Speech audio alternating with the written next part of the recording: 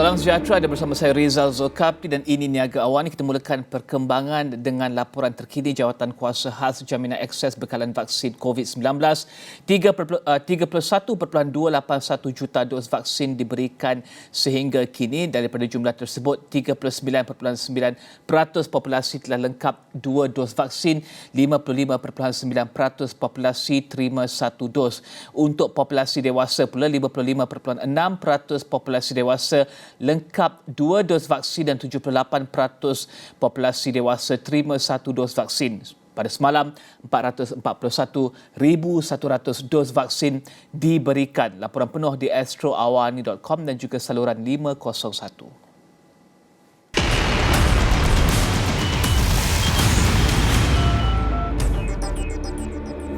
Seterusnya, saham di Asia Pasifik meningkat pada dagangan awal Isnin dengan pelabur memerhatikan pasaran di Hong Kong yang berdepan ketidaktentuan akibat kawalan China ke atas syarikat teknologi. Sementara itu, indeks utama FBM KLCI dijangka diniaga dalam jajaran kecil di antara 1,510 mata dan 1,530 mata minggu ini. Ini dengan keadaan tidak menentu yang semakin berkurangan susulan pengumuman pelantikan Perdana Menteri yang baru. Menurut ahli ekonomi Bank Islam Malaysia Berhad Adam Muhammad Rahim yang dipetik bernama, trend kes harian COVID-19 akan banyak mempengaruhi pergerakan pasaran. Adam berkata dari segi data domestik yang dikeluarkan, kadar inflasi Malaysia bagi Julai akan diumumkan pada Rabu minggu ini dan ia dijangka lemah kerana kesan asas rendah daripada tahun lepas makin mereda. Di peringkat antarabangsa, beliau berkata pelabur menunggu untuk melihat hasil daripada Simposium Dasar Ekonomi Tahunan Rizab Persekutuan Amerika Syarikat antara 26 ke 28 Ogos ini. Ini bagi mencari petunjuk bila Fed akan melaksanakan program pengurangan pembelian bonnya.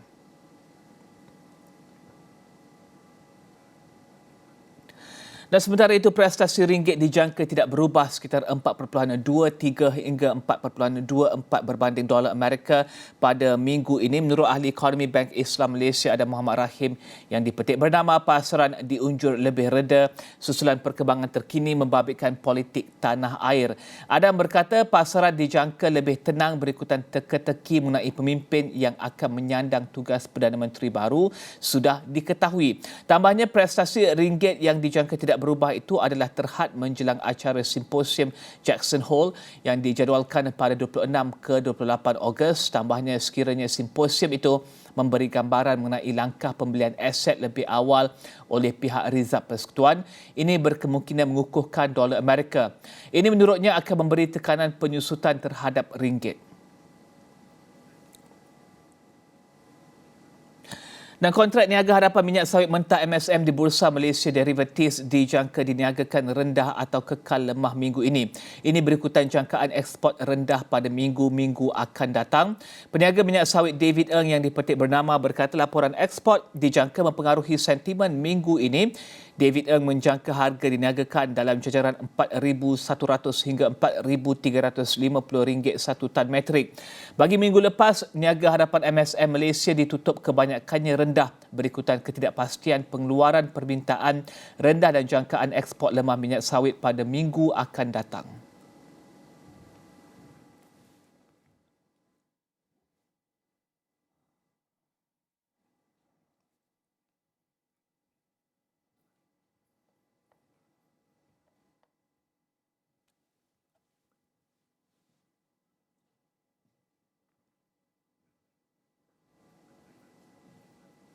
Dan untuk melihat kepada sentimen pasaran dan faktor lain yang akan pengaruhi pasaran minggu ini, kita bersama dengan pengurus Dana Value Partners Malaysia, Kamal Mustaza. Kamal, kita sudah ada Perdana Menteri yang baru dalam masa seminggu. Minggu lepas kita telah lihat ketidaktentuan politik dan kesannya kepada pasaran tempatan. Bagaimana Kamal lihat sentimen pelabur minggu ini? Okey, Rizal, dengan pelantikan Perdana Menteri yang baru dalam masa yang agak singkat iaitu kurang dari seminggu setelah peletakan jawatan Perdana Menteri yang terdahulu sebelumnya, kebimbangan terhadap kekosongan kepimpinan atau leadership void yang berpanjangan lebih-lebih lagi sewaktu krisis berkaitan COVID masih melanda negara telah dapat dielakkan. Dan ini sedikit sebanyak memberikan nafas lega kepada para pelabur untuk minggu ini, terutamanya setelah berminggu-minggu terkesan akibat ketidaktentuan politik semasa. Dan ini mungkin akan terus mencetuskan pemulihan berdasarkan kelegaan atau relief rally kepada pasaran tempatan sekurang-kurangnya dalam masa terdekat ini. Dan kejelasan polisi apakah yang mungkin ingin dilihat pelabur bergerak ke hadapan melihat kepada pentadbiran yang baru ini?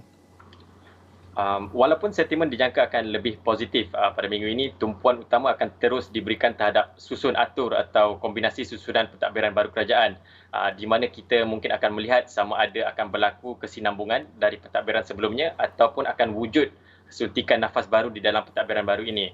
Dan ini penting memandangkan ia akan memberikan impak terhadap polisi continuation dari pentadbiran sebelumnya.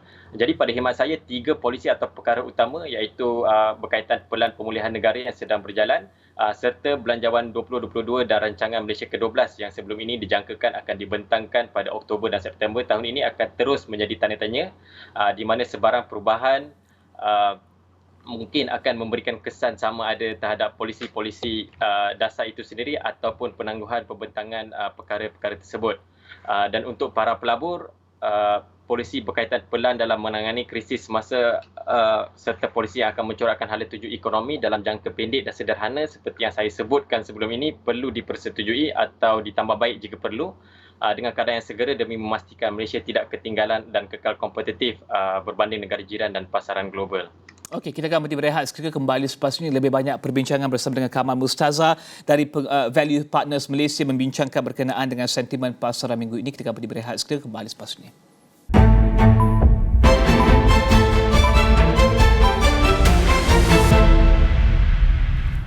Dan bertemu kembali, anda masih bersama saya Rizal Zulkafli. Kita akan terus berbincang dengan pengurus dana Value Partners Malaysia Kamal Mustaza untuk melihat kepada apakah sentimen yang akan pengaruhi pasaran pada minggu ini. Kamal, kita masih lagi bercakap tentang pentadbiran baru ini. Adakah kaunter berkaitan politik juga akan mendapat dorongan daripada pentadbiran kerajaan baru ini, Kamal? Secara lazimnya kaunter-kaunter yang sememangnya ditunjangi oleh hubung kait politik dengan kerajaan semasa akan mendapat dorongan terutama dalam jangka masa terdekat ini. Namun pelabur harus berhati-hati dengan kaunter seperti ini memandangkan perkembangan politik tanah air yang terus fluid dan dinamik, lebih-lebih lagi dengan majoriti kerajaan yang kekal tipis. Sekaligus ini tidak menolak kemungkinan bahawa situasi sama berpotensi untuk terjadi lagi dan sekaligus kaunter-kaunter berkaitan politik akan terutama terkesan. Pelabur perlu melihat beyond the political noises dan memberikan tumpuan terhadap kantor-kantor yang mempunyai asas yang kukuh seperti strong balance sheet and able to ride out the storm serta portfolio yang seimbang merangkumi sektor defensif yang memberikan pulangan yang tinggi dan sektor yang bakal mendapat faedah dari proses pemulihan ekonomi itu sendiri. Dan dalam masa yang sama, Kamal, jumlah mereka divaksin juga telah meningkat dan lebih 55% telah dapat satu dos dan juga lebih 38%, 39% telah dapat dua dos. Aktiviti ekonomi juga telah lebih banyak dibenarkan. Adakah pelabur akan sambut baik keputusan ini ke arah normalisasi aktiviti ekonomi ini? Peningkatan kadar vaksinasi yang berterusan dan menggalakkan di samping pembukaan sektor ekonomi secara beransur-ansur sememangnya merupakan perkembangan positif di dalam kacamata pelabur. Namun dengan jumlah kes COVID di Malaysia yang masih lagi kekal pada paras yang tinggi serta ancaman dari varian-varian baru yang kini melanda dunia, ini akan terus membelenggu fikiran pelabur untuk terus kekal berhati-hati buat masa ini sebelum bertukar menjadi lebih optimistik. Semakin hampir kita dalam menuju imuniti kelompok dan sekiranya terdapat tanda-tanda awal penurunan kes COVID semasa merupakan antara faktor yang mungkin akan mempengaruhi sentimen pelabur untuk lebih positif ke hadapan. Dan Kamal, bagaimana Kamal lihat prestasi ringgit dengan pelantikan Perdana Menteri baru dan juga jangkaan Kabinet baru pada minggu ini?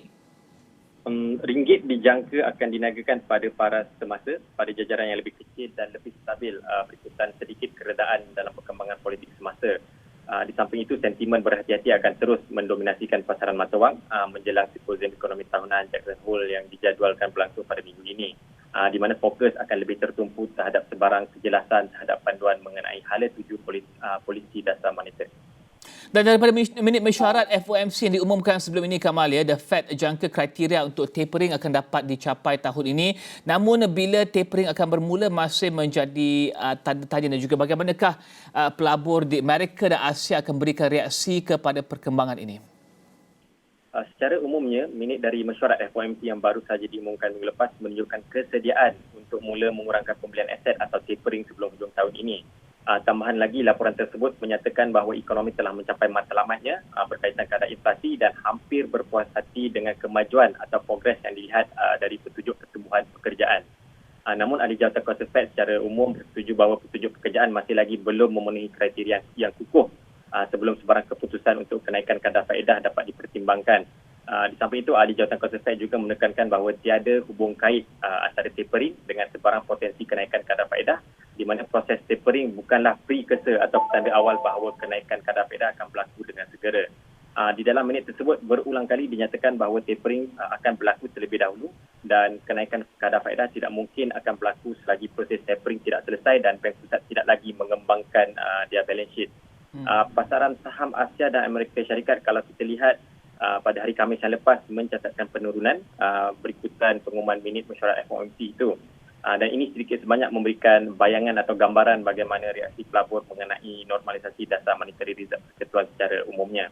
Walaupun timing atau bila tapering akan berlaku terus menjadi persoalan utama, pelabur juga akan memberikan tumpuan terhadap kadar atau pace of the tapering dan juga komposisi pengurangan pembelian aset tersebut, dan ini akan menentukan pergerakan pasaran secara amnya. Dan Kamal juga, adakah Kamal juga lihat tiada kedudukan yang jelas pegawai kanan The Fed tentang kadar inflasi sama ada sementara atau akan kekal dan kesan varian Delta kepada pemulihan di Amerika Syarikat? Apa lagi perincian utama ataupun key takeaways untuk pelabur yang pelabur dapati daripada minit mesyuarat tersebut, Kamal? Kalau kita lihat, terdapat jurang perbezaan pendapat yang agak besar kali ini walaupun terdapat beberapa ahli jawatan kuasa FOMC yang menyatakan kebimbangan terhadap kadar inflasi. Mereka yang berada dalam kumpulan yang bimbang mengenai kadar inflasi mahukan tapering dilaksanakan dalam masa terdekat, memandangkan risiko kadar inflasi yang tinggi sebelum ini yang sebelum ini dianggap bersifat sementara atau transitory mungkin akan berterusan dengan lebih lama lagi, dan ini akan memberikan risiko terhadap pasaran itu sendiri. Sebaliknya, berikutan penularan varian Delta dan peningkatan kes COVID di Amerika Syarikat, beberapa anggota juga menyatakan kebimbangan bahawa inflasi mungkin akan menjunam sekiranya kes COVID terus meningkat dan impak negatif terhadap pemulihan ekonomi akan dilihat. Dan Kamal, Amerika Syarikat akan umum PMI untuk pembuatan untuk Ogos dan juga perbelanjaan peribadi. Kita ada CPI Julai untuk Malaysia pada Rabu ini dan juga angka import dan ekspor pada hujung minggu ini ataupun pada Jumaat ini. Apakah angka-angka yang akan diperhatikan pelabur berdasarkan daripada kalender ekonomi ini? Memandangkan kita semakin menghampiri penghujung bulan, terdapat pelbagai angka ekonomi yang akan diumumkan pada minggu ini dan juga minggu seterusnya. Jadi untuk minggu ini, angka-angka seperti PMI awal pembuatan dan servis market untuk bulan Ogos, laporan perumahan, perbelanjaan dan pendapatan peribadi serta tinjauan sentimen kepenggunaan akan menjadi fokus utama untuk pelabur dalam menentukan hala tuju ekonomi serta pasaran Amerika Syarikat dan global. Ini lebih-lebih lagi memandangkan Reserve Persekutuan sendiri secara umumnya akan terus bergantung kepada data-data tuju ekonomi atau data dependent dalam menentukan langkah-langkah seterusnya dalam proses normalisasi dasar. Kembali kepada Malaysia, seperti yang Rizal sebutkan tadi, angka-angka seperti CPI, ekspor dan import untuk bulan Julai akan diumumkan pada minggu ini, dan berdasarkan tinjauan awal penganalisis menjangkakan akan berlaku sedikit pemerlahanan dalam angka-angka tersebut. Namun ini tidak menjejaskan momentum positif kalau dilihat berdasarkan trend jangka masa panjang. Dan Kamal, saya ingin bertanyakan tentang apa yang akan berlaku pada hujung minggu ini di Jackson Hole, ya. Apa yang dinantikan dan juga diperhatikan oleh pelabur di Jackson Hole nanti, Kamal? Jadi antara topik hangat yang dijangka akan disentuh ialah mengenai proses normalisasi dasar monetary itu sendiri, dan ini berkemungkinan akan menjadi titik tolak bagi ahli-ahli FOMC to lay the groundwork untuk memulakan tapering, di mana ianya akan lebih diperincikan pada pertemuan FOMC pada bulan September hadapan. Pemerhati dan pelabur akan menumpukan perhatian terhadap ucapan dasar oleh pengerusi Reserve Persekutuan itu sendiri, di mana persoalan akan tertumpu terhadap sebarang gambaran atau perincian mengenai garis masa pelaksanaan tapering.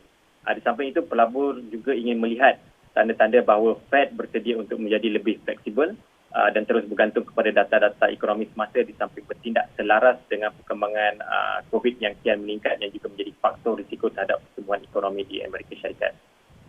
Terima kasih Kamal Mustaza, pengurus Dana Value Partners Malaysia membincangkan berkenaan dengan sentimen yang akan pengaruhi pasaran pada minggu ini dan juga apakah yang dijangkakan angka-angka daripada CPI dan juga daripada perbelanjaan peribadi akan diumumkan pada minggu ini. Kita teruskan dengan laporan seterusnya, sedikit perkembangan berkenaan dengan COVID-19. Jumlah kumulatif kes positif COVID-19 seluruh dunia ketika ini melebihi 211.7 juta. Ini berikutan lebih 500,000 kes baru dikesan dalam tempoh 24 jam lepas. Data terbaru Johns Hopkins University menunjukkan Amerika Syarikat masih kekal negara paling terjejas dengan 37.6 juta kes. Ini diikuti India dengan lebih 32.4 juta kes dan Brazil dengan lebih 20.5 juta kes. Manakala negara yang melebihi angka 6 juta kes adalah Perancis, Rusia, United Kingdom dan Turki. Argentina melebihi 5 juta manakala Colombia dan Spanyol pula catat kes melebihi 4 juta. Bagi Asia Tenggara, Indonesia mendominasi angka tertinggi kes COVID-19 dengan melebihi 3.9 juta kes. Ini diikuti dengan Filipina dengan lebih 1.8 juta, Malaysia 1.55 juta kes manakala Singapura merekodkan lebih 66,000 kes. Dan sementara itu, angka kematian akibat COVID-19 seluruh dunia kini menghampiri 4.43 juta berdasarkan data Johns Hopkins University. Amerika Syarikat kekal merekodkan jumlah kematian tertinggi melebihi 628,000 kes. Ini diikuti Brazil dengan lebih 574,000 kes, India lebih 434,000 kes, Mexico lebih 252,000 kes. Sementara United Kingdom kini catat lebih 131,000 kematian. Rusia, Itali dan Perancis pula merekodkan lebih 100,000 kes kematian. Negara yang merekodkan angka korban melebihi 91,000 kes adalah Jerman, sementara Spanyol melebihi 83,000 kes. Bagi Asia Tenggara, Indonesia mendominasi angka kematian dengan lebih 126,000 kes korban. Filipina di tangga kedua korban tertinggi dengan lebih 31,000 diikuti Malaysia, manakala Thailand dengan lebih 9,000 angka korban. Dan kita akan beri berehat seketika, kembali selepas ini.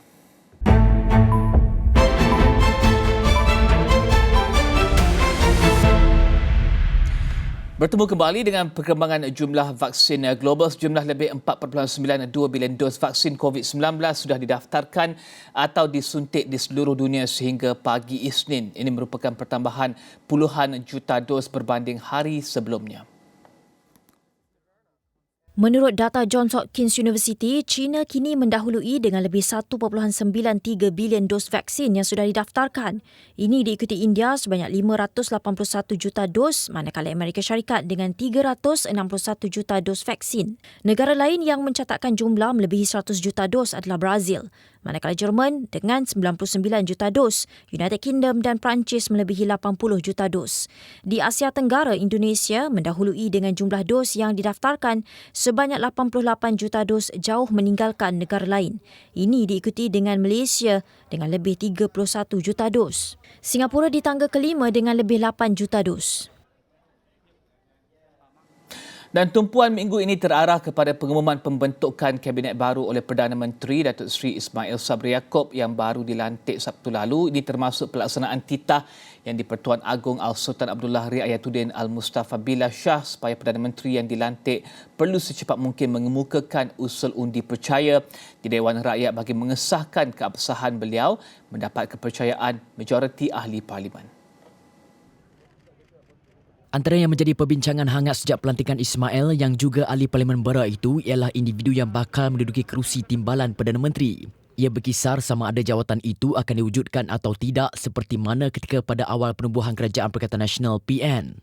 Ini termasuk formula pembentukan kabinet sama ada legasi jawatan Menteri Kanan dan pelantikan senator sebagai menteri akan diteruskan atau sebaliknya. Jumlah ahli parlimen yang menyokong Datuk Seri Ismail Sabri Yaakob merangkumi 37 daripada UMNO, Bersatu 31, PAS 18, Gabungan Parti Sarawak GPS 18, Bebas 4, MCA 2 dan masing-masing satu daripada MIC, Parti Bersatu Rakyat Sabah PBRS, Parti Bersatu Sabah PBS dan Parti Solidariti Tanah Airku Rakyat Sabah STAR.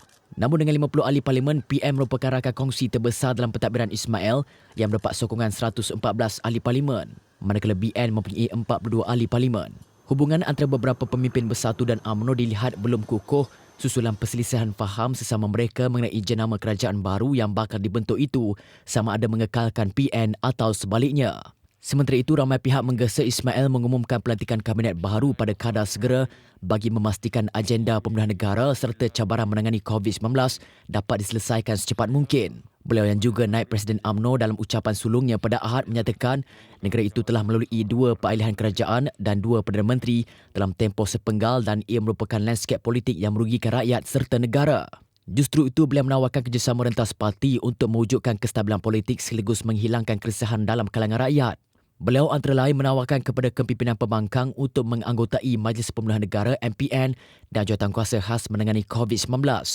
Ismail mengangkat sumpah jawatan Perdana Menteri ke-9 pada Sabtu selepas Yang di-Pertuan Agong berpuas hati beliau mendapat sokongan majoriti ahli-ahli parlimen. Pelantikannya menyusul peletakan jawatan Tan Sri Muhyiddin Yassin 16 Ogos lepas.